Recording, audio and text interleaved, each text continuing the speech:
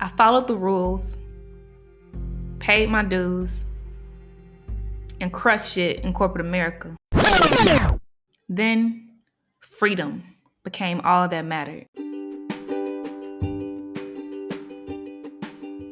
Hello, everybody watching. It's Friday, man. February the 25th, last Friday in the month, and I have the incredible honor of ending the month of love with my girl, Paquetia Goodwin. Y'all, when I say I love me some Paquetia, like, aww, I like her spirit is just warm and safe and like has no depth, no bottom to it. Doesn't shallow out. Love you, Paquita. If you could tell the I people, love you too. thank you, Mama. If you could tell the people who you are, what you do, it would be excellent. Absolutely. Well, hey everybody, thank you so much. Just the intro, I'm humbled. I'm humbled first of all by the intro. But I am Paquita Goodwin. I am so many things, but to narrow that down to kind of the core spaces, I am a wife of a long time, almost 30 years now. I am a mom of four beautiful kidults. Uh, I call them kidults because they are young adults, but they are always my babies. Um, I am a certified career coach. I teach professionals and individual contributors how to execute against career strategies. I teach personal and professional development techniques. And professionally, I am a technical consultant. So clients pay me for ideas and information. I help onboard strategies and deploy solutions. Um, and I am also a graduate of the Blaze Academy. Add that to my list. Oh, Paquita. Yes. You are so dope. And y'all, let me just say, Oh, Paquita is good at what she does as well. Like, she is a leader that doesn't just throw out jargon and big words, that she can feel big and mighty. Like, she leads with so much perception. Like, she can literally feel the spirit, and she's done this to me many times, right? Where like she's articulating things that like I know nobody else will understand, but it's like nail on the head. So I honor you, Paquita, for the safe space that you effortlessly create for everybody that comes in contact with you. You're super dope. So I guess what if we could unpack like who you are, what makes you smile, what makes you giddy, like at the soul level, like how would you describe yourself? oh, let's see. So as soon as you said what makes you giddy, I immediately think about when my husband comes home from work. He takes a couple of minutes to kind of decompress, uh, shower off the day, and he comes out, and then he'll come into my office and he'll kiss me on my neck. And listen, y'all, if your man have a beard and he don't do proper Hey. grooming to his beard, make him cut it off. My husband has the softest beard hair, Oh.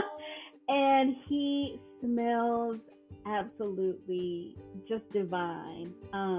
So I am like, as soon as I hear his key in the door, I get really excited. Then I try to act like I'm really busy and I'm not paying attention. I don't turn Uh-huh, around. I Just know. so Uh-huh. You ain't sweating them, but you are. right, right.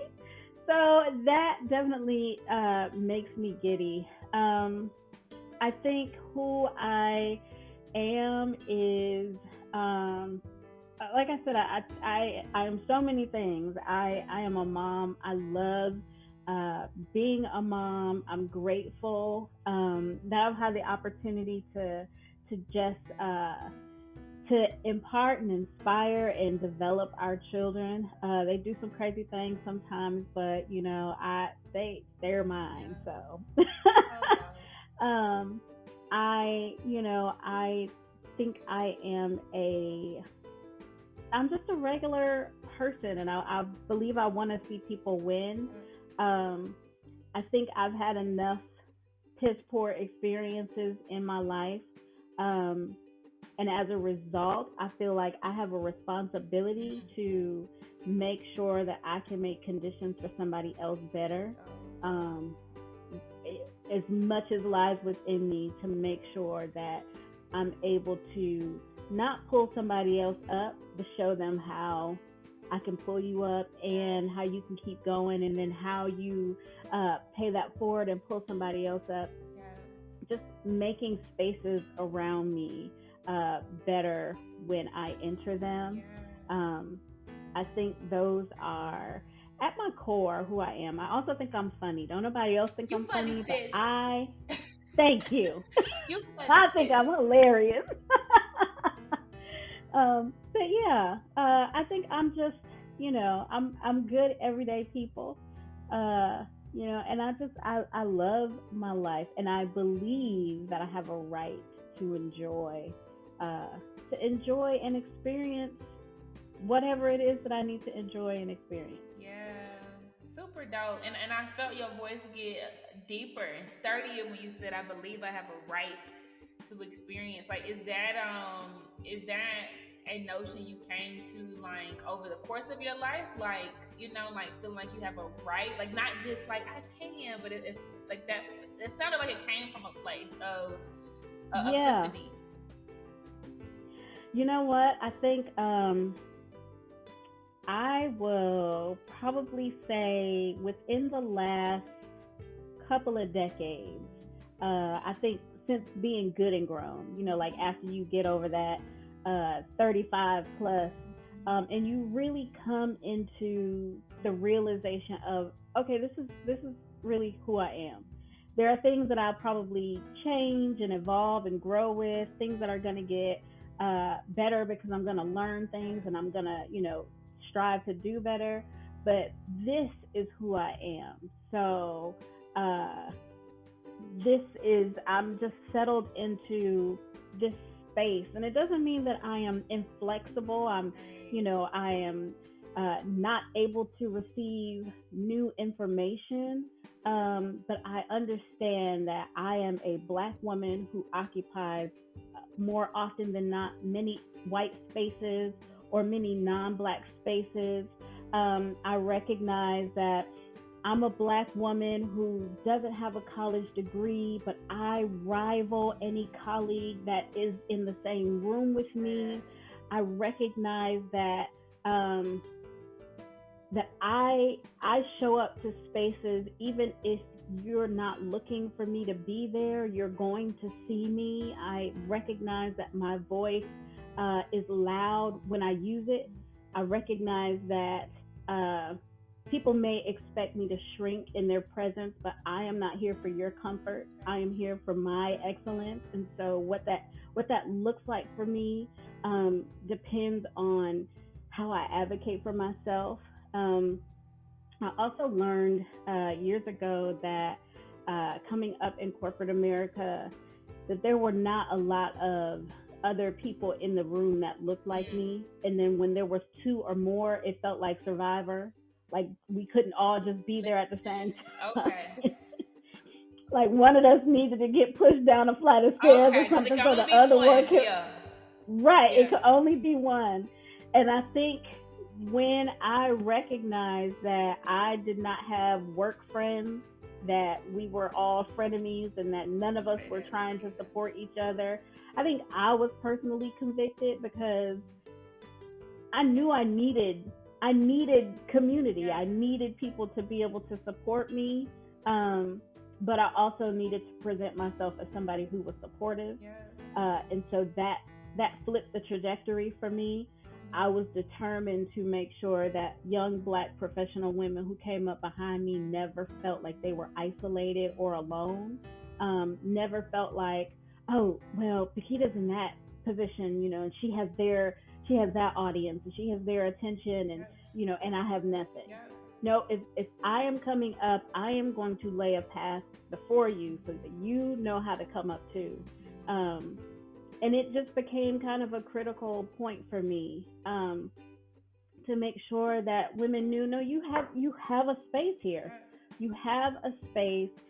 You you this is not. I think sometimes we are conditioned to believe that uh, you got to work for it. You know, you work for that respect. You earn that respect. No, that's my Say birthright. You that. Say respecting me is that. my Yep. birthright. Because I exist, Say you that. must respect me.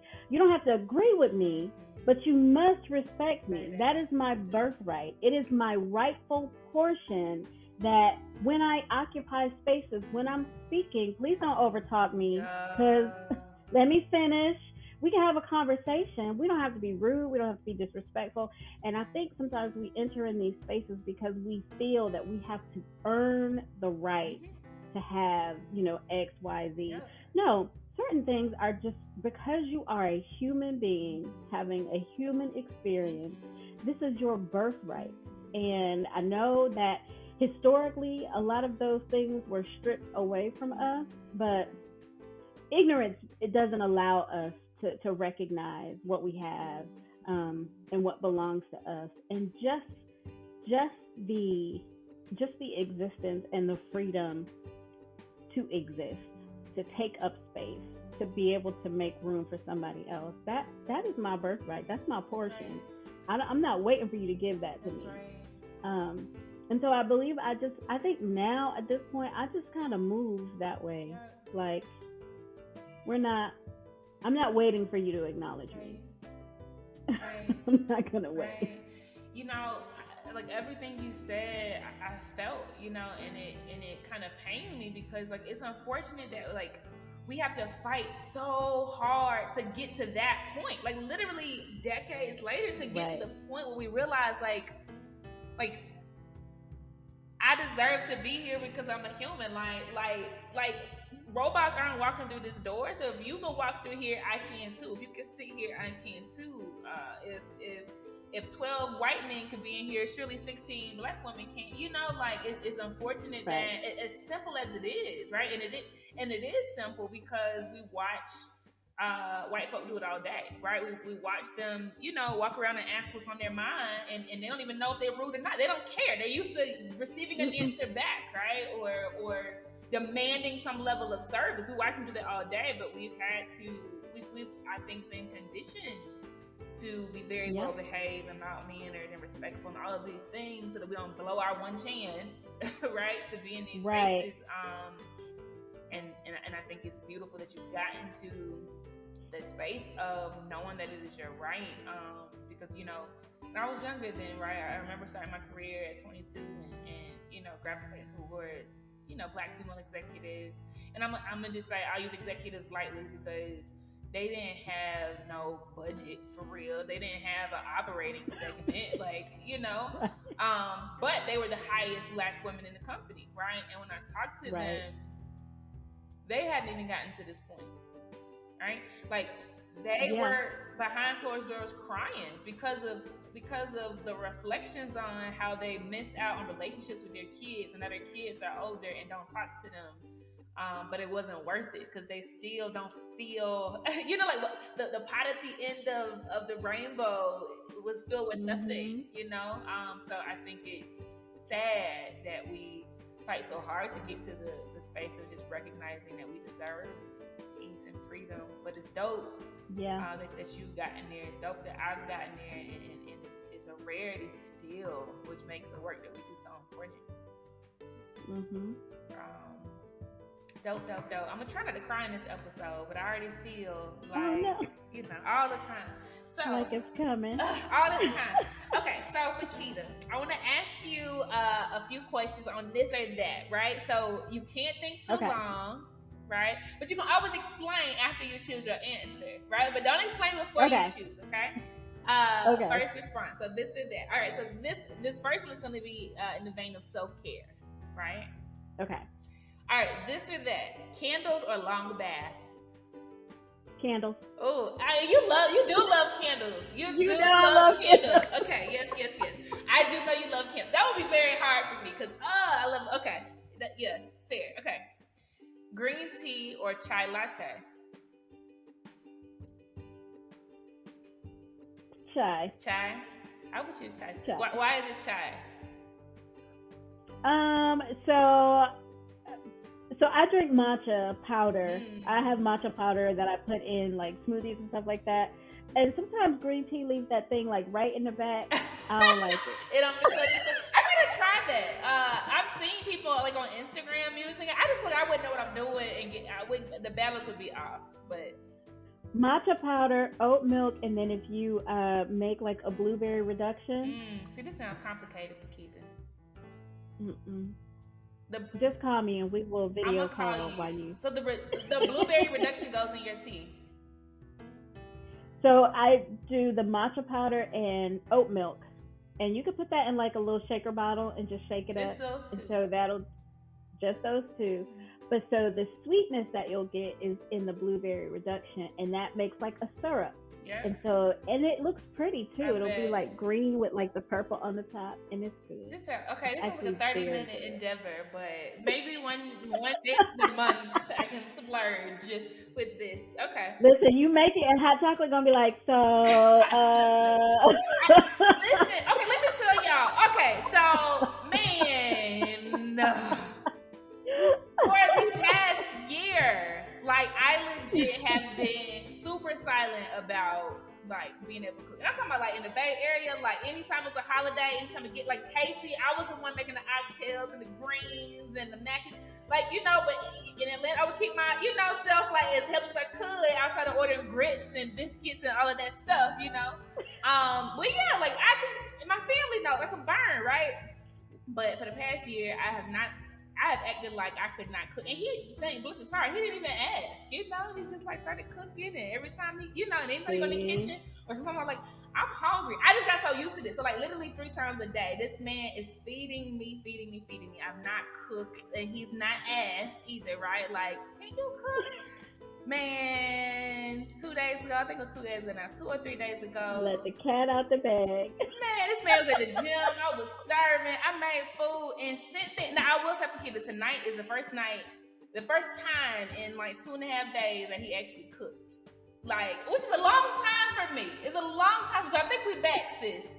But after I cook, y'all, he coming home with stuff in the market. Make this and make this. I'm taking a nap, and I'm like, and in the morning, like he didn't make my breakfast. I'm like, what is he doing? He's like, baby, I'm hungry. I'm like, okay, I don't know.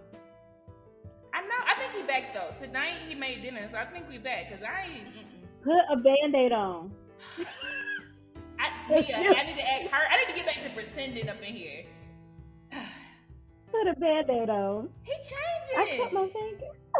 Like literally tonight, he's like, and this is so bad. I shouldn't even say this aloud because I already know I'm gonna get a bunch of DMs. Like I'm talking about y'all don't wash dishes. Like this man, like, oh my gosh, like he will cook and clean, and he cleans as he goes. Like my mom loves him because like he cleans as he goes. Tonight he gets in the kitchen, so I'm feeling better, and then he's like, "Baby, can you help me with the dishes tonight?" I'm like, "What is happening to you?"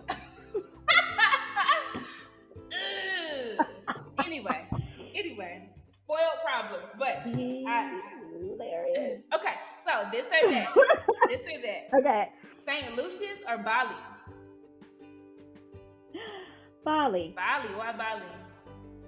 Because I've not been to any Polynesian countries yet, and it's on my list. You'll love Bali. Okay, so I've never been to St. Lucius, but I've been to some islands, and I'm sure it's like a lot of our answers are the same. Yeah. I'm sure it's comparable.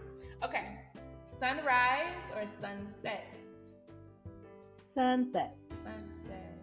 I feel so aligned. It's so beautiful. It's so beautiful. Yeah. There is something about the golden hour and then watching it kind of, it's like curtains close, fade to black. I just think it's beautiful. Sunrises are beautiful as well, but there's something about kind of that culmination to the day. I agree with you. That I really love. I agree with you. Okay, last one on self-care. All right. Sweet text or surprise visit?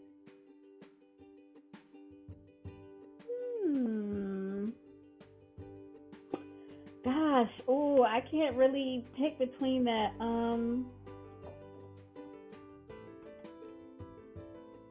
don't know. I'm gonna say sweet text because my husband sends really beautiful text messages at random times of the day, consistently.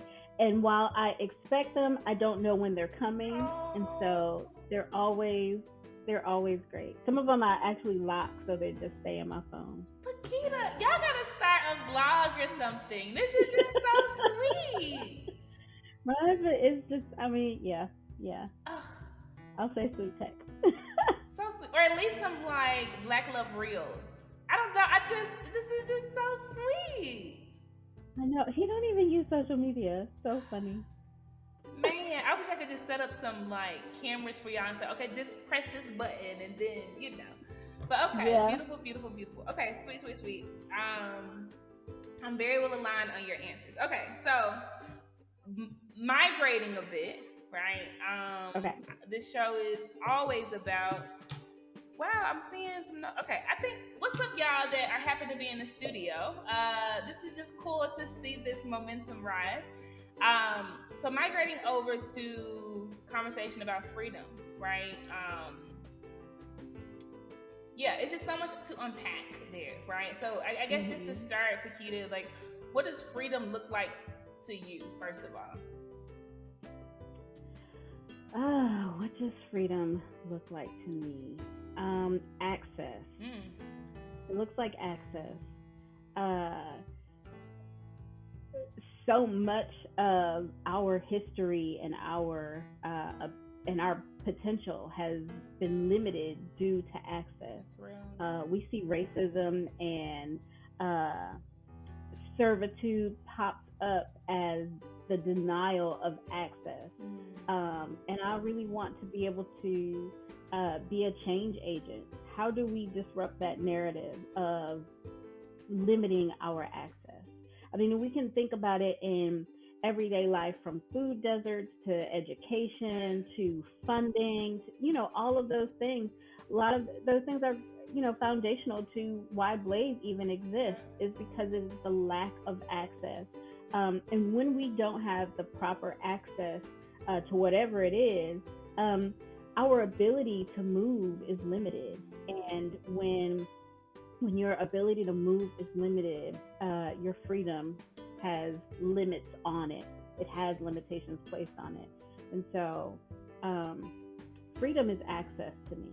That's so deep. And I've never thought about it in those terms, but what you described, I can't help but think about Africa. And like when I was in Tanzania, for instance, and I went to a village, and it was a legit village, Paquita, but it wasn't like desolate like they show on TV. It was literally like no matter what I said, like, is there some whatever or some whatever, like it's from the simplest things.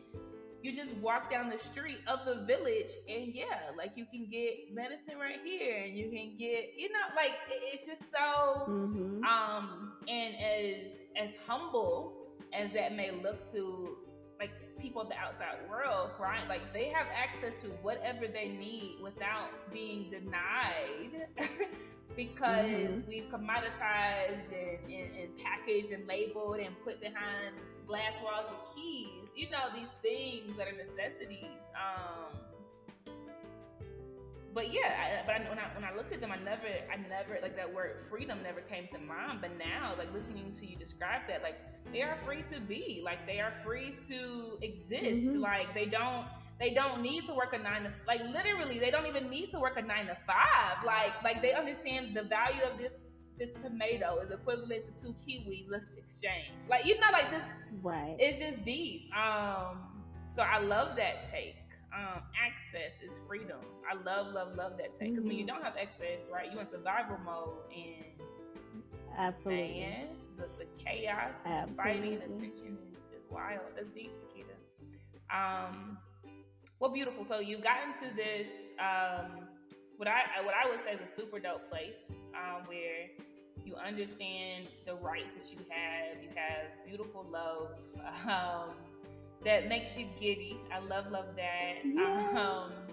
You understand who you are now, right? Do you have I'm not gonna say any regrets, but is there one regret that you have as you look back on your life? And if it's none, right, feel it, respect it, right? But are there any regrets, even though you've gotten to this beautiful place, right? Are there any regrets that you have as you reflect on your life? Um, so I think I don't regret things in the negative sense that, oh, if this hadn't happened.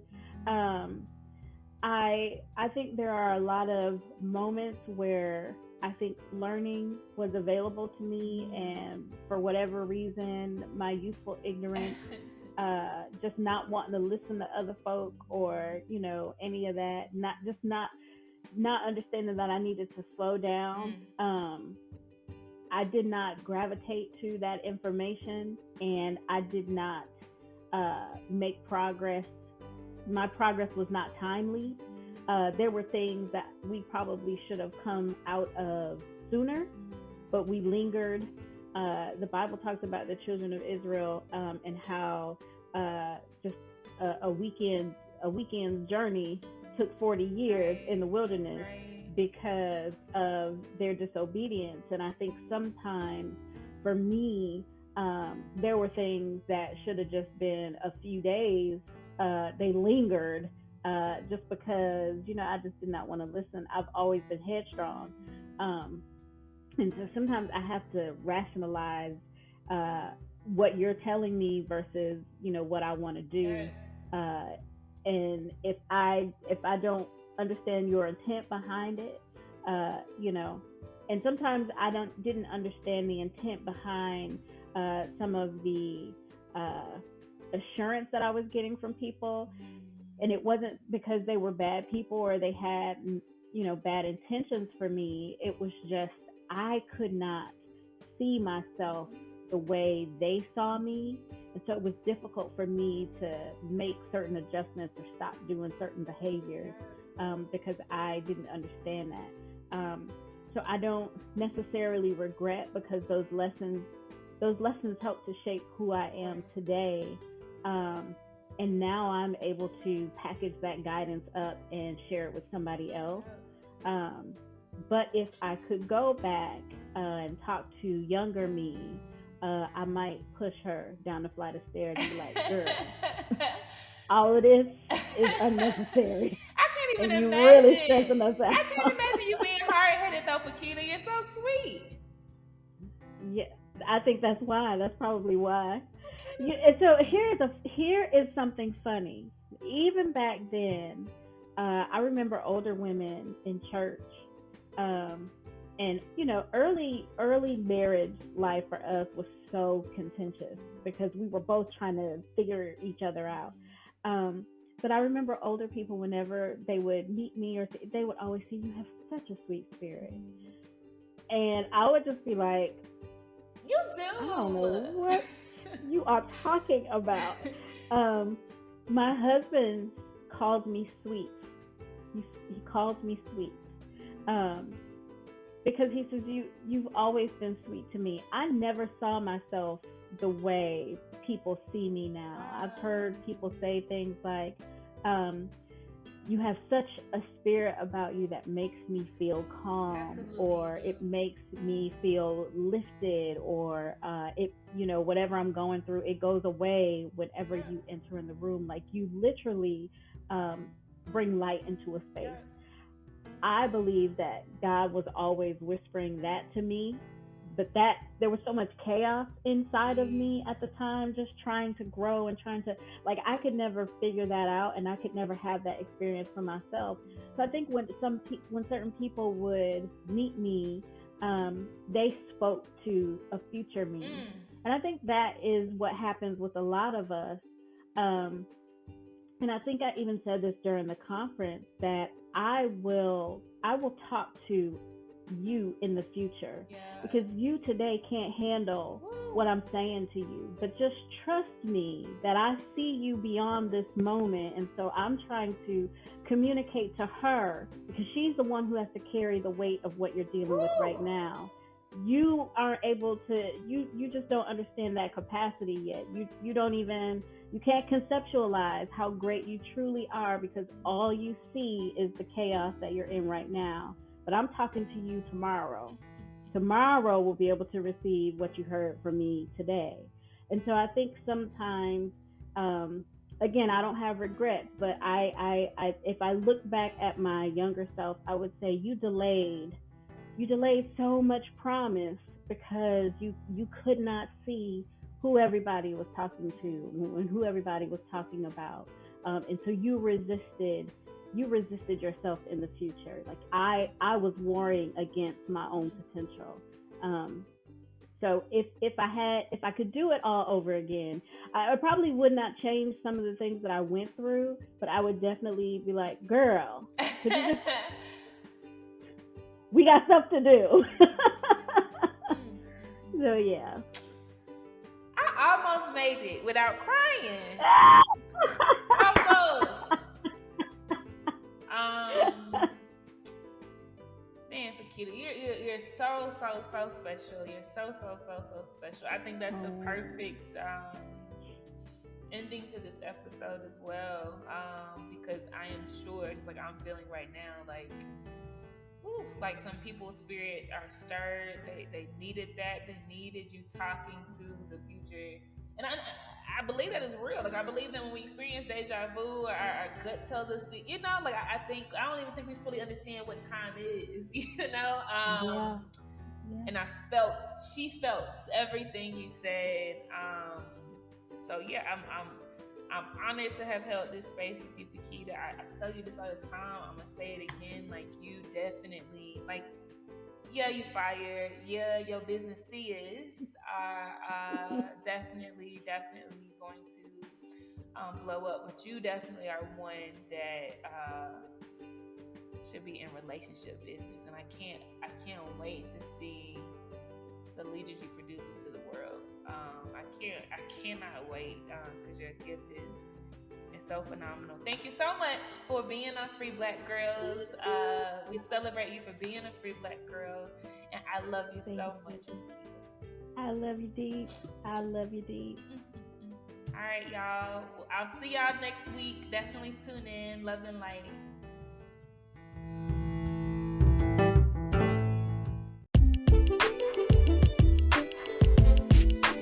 Blaze Business Intensive is the 6-week business management course for Black women. Enroll today by going to blazebusinessintensive.com.